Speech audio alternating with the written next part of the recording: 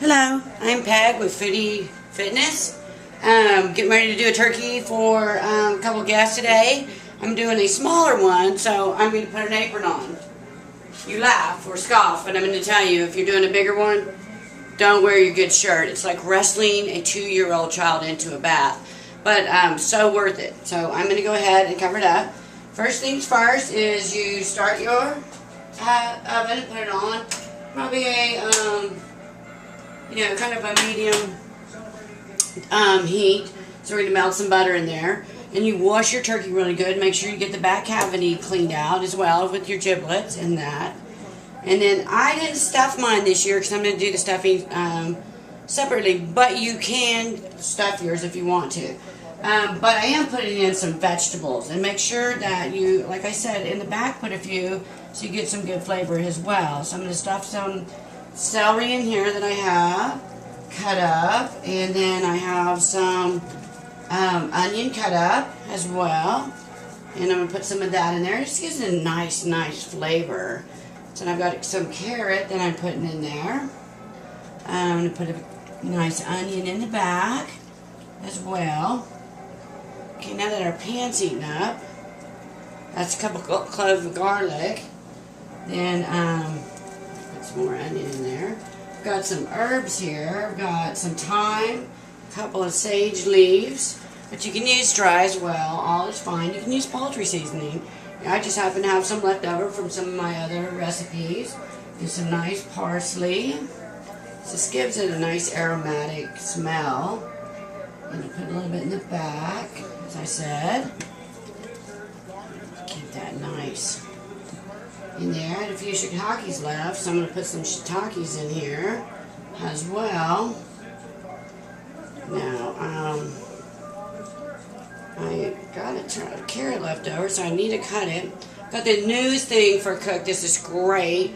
It's a Lysol soap dispenser. You put your hand under it. It's like going to in public. It just dispenses soap, so you don't have to worry about touching anything and getting any type of salmonella spread or anything else, so you can continuously keep washing your hands. Okay, so what I'm going to do is I am going to cook the turkey in a grocery bag. So to do that, you need to melt. I've got some unsalted butter, but you can do regular butter, and I'm going to use a full stick because it'll continue basting the sack.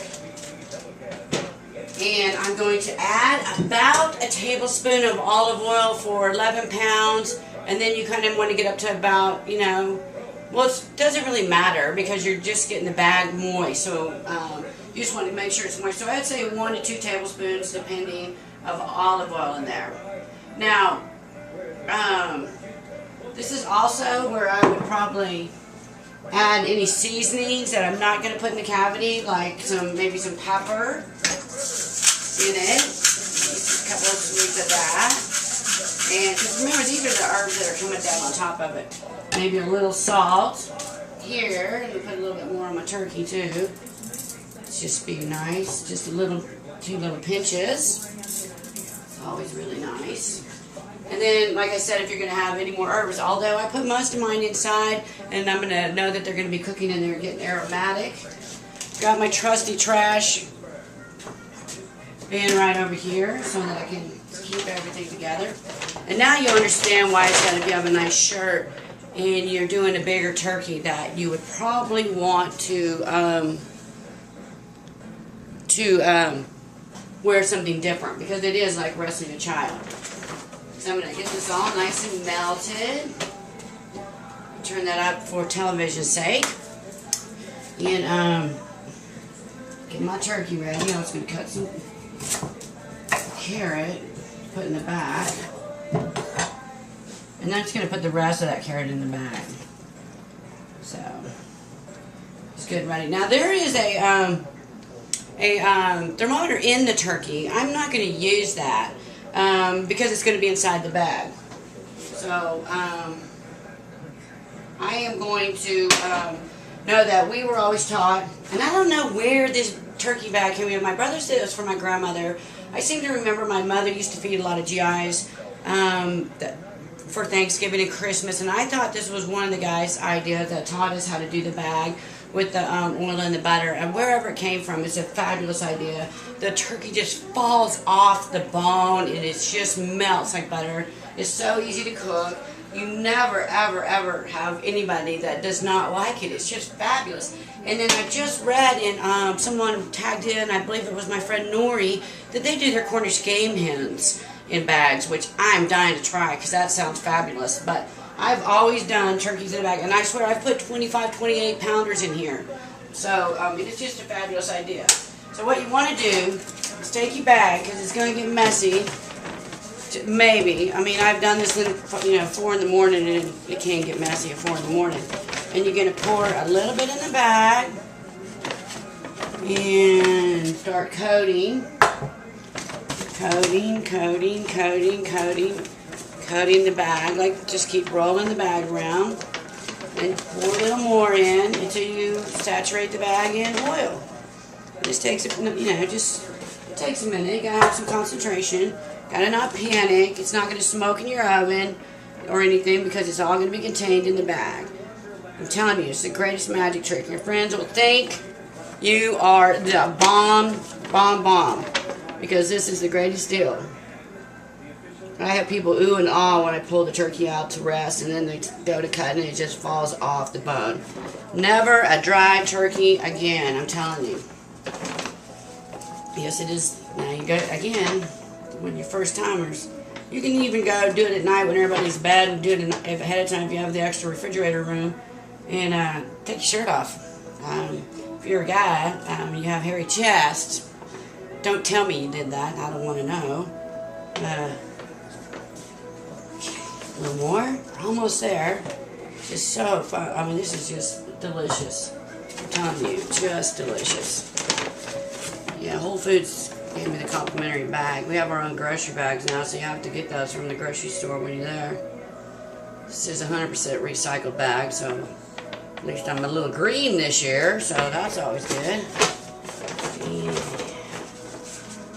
Now, it's hard to just sit here and do that.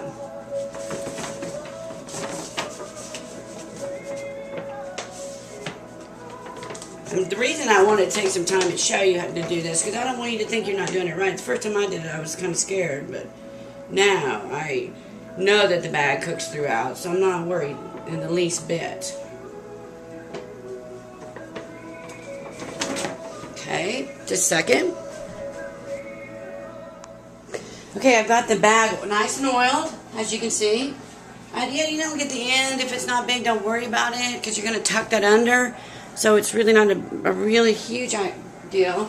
But for the messy part, as I was telling you, you have to fit your turkey in here. And that's why I said if you're doing a big one, this could be quite the mess. And you put them in there. Yes, here we go.